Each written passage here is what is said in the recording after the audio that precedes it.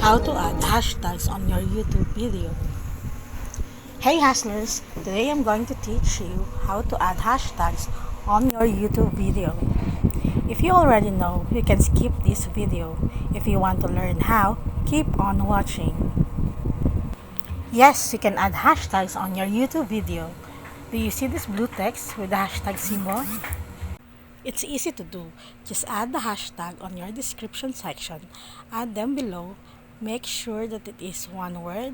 So in this video, I only see two of my hashtags.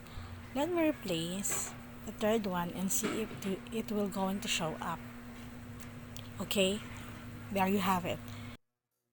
You can add up to 15 hashtags on your description, but more than that, YouTube will disregard. Only 3 hashtags will show up above the title.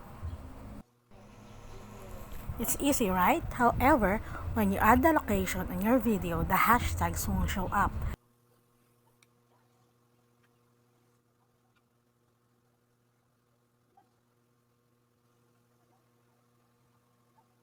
Let's use another video. For example, here you can see the location, which is Batangas.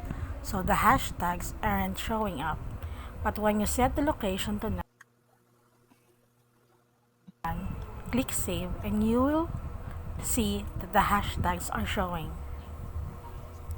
Why do you need to add hashtags? These hashtags are clickable, so when your viewers want to watch more videos like this, they will click on the hashtags and then YouTube will show them videos with the same hashtags and vice versa.